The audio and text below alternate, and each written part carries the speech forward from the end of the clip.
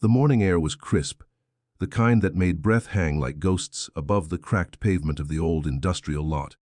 The sky was still gray when a man in a worn, out brown coat shuffled through the front gate of Hartley Motors, a truck dealership known for serving only the elite. His coat was frayed at the sleeves, his boots scuffed, and his beard grown uneven. To anyone watching, he looked like someone who'd walked miles without a destination. The kind of man you'd glance at once and then look away from. The receptionist caught sight of him first. Her polished nails froze mid-air above the keyboard as she watched the ragged stranger approach the gleaming glass counter. Behind her, a row of brand-new Mercedes trucks shimmered beneath showroom lights, white, silver, and black machines lined like soldiers ready for command. The man's voice was low, steady, and oddly calm. "I'd like to buy 5 of your Mercedes Actros trucks," he said. The receptionist blinked, her lips parted in disbelief. "I'm sorry, sir, 5. He nodded once. "Yes, 5. Her laugh escaped before she could stop it. It wasn't cruel, just startled, the kind of laugh that came from a place of disbelief.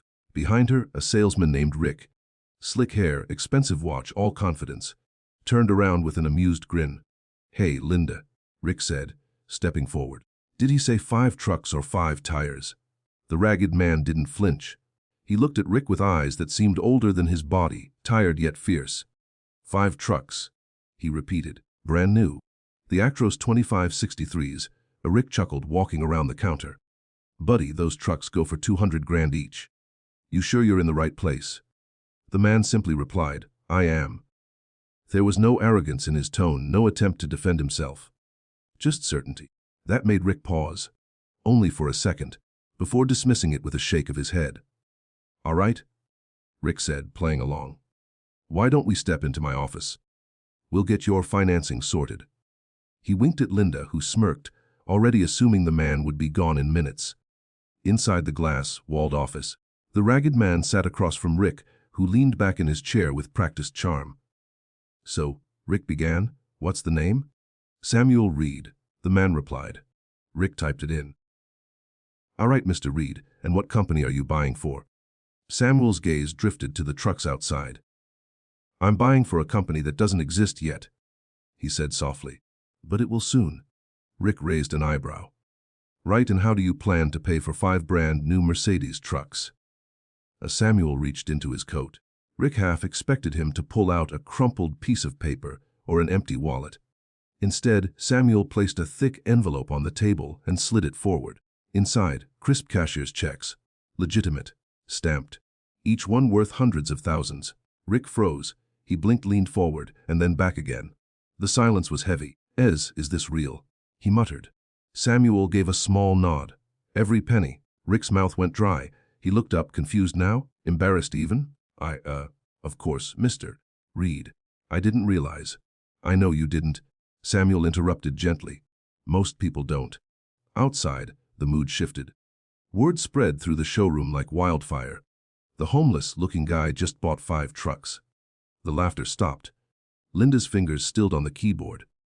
Even the manager, Dalton, hurried out of his office with a half-forced smile.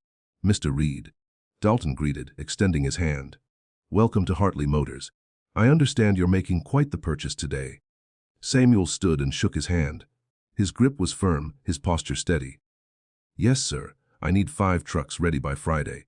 They're not for me. They're for rebuilding something that should never have fallen apart." Dalton hesitated. "And may I ask what that is?" Samuel looked him in the eye. The room fell silent again. No one knew what to say. Later that afternoon, as paperwork was finalized and the trucks scheduled for delivery, Rick asked the question everyone had been dying to know. "If you don't mind me asking, Mr. Reed, why the disguise? You could have come in dressed like any businessman and no one would have blinked." Samuel smiled faintly. "It's not a disguise," he said. "This is just what's left after life takes everything you thought mattered." He paused, then continued quietly. 3 years ago, I owned one of the largest freight companies in Ohio. My wife ran our offices, my brother handled logistics. Then one night, our depot caught fire. Faulty wiring. We lost everything. The fleet, the contracts, the building. Insurance didn't cover half. My wife couldn't take it. She left. My brother didn't make it through the fire. I had nothing left, not even the will to start over. Rick swallowed hard. The man before him didn't look like a millionaire. He looked like someone who had carried ashes in his hands and decided to plant seeds in them instead. Samuel continued. I wandered for months, stayed in shelters, helped rebuild homes after storms. And one night, while sleeping under a bridge, I met a group of truckers who used their rigs to deliver food and medicine to towns hit by floods. No pay, no glory, just men helping strangers. He paused, eyes softening. That night changed me. I realized, maybe losing everything was how I'd find something worth building again.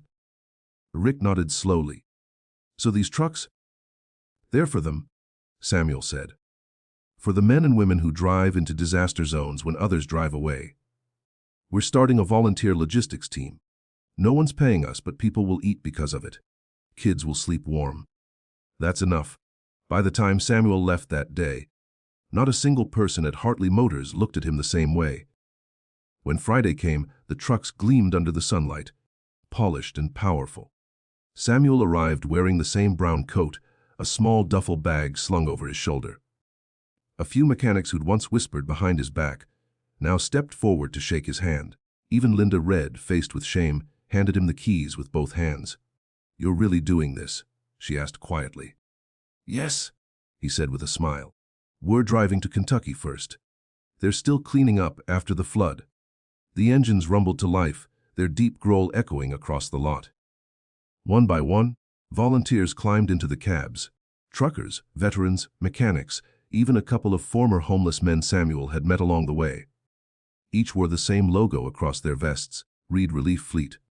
As Samuel climbed into the driver's seat of the lead truck, Rick ran up, slightly out of breath. Hey, he called out. You forgot this. He handed Samuel a small silver emblem, the Mercedes logo he'd taken from a spare badge. Samuel chuckled, taking it in his rough, calloused hand. Keep it, Rick said, smiling. You earned it. Samuel nodded, eyes glistening. He set the emblem on the dashboard and started the engine. When the convoy pulled out of Hartley Motors, every employee stepped outside to watch. 5 silver trucks rolled through the gates, sunlight bouncing off their mirrors, the ragged man leading the way, no longer ragged, but redeemed. Weeks later, the news spread like wildfire. 5 trucks deliver thousands of meals to disaster victims, led by a man once thought homeless. Photos showed Samuel standing beside volunteers in muddy boots and bright smiles. The same people who had laughed at him now clipped the story and taped it to the office wall. Months passed, and the Reed Relief Fleet became a nationwide effort. Truckers from across the country joined in, painting their own rigs with the same emblem. And one day, Rick drove out to Kentucky to deliver spare parts. Not as a salesman, but as a volunteer. When he found Samuel at a muddy camp, helping unload crates of food, Rick said softly, You were right. Samuel looked up. About what? Rick smiled. About hope. Samuel wiped his hands and looked toward the horizon, where another convoy was rolling in. More trucks, more people willing to help. The wind carried laughter, the hum of engines, and something else, something that couldn't be bought or sold. Kindness. It had started with a man everyone dismissed, and ended with a movement that reminded the world that sometimes the people who seem to have the least are the ones who give the most.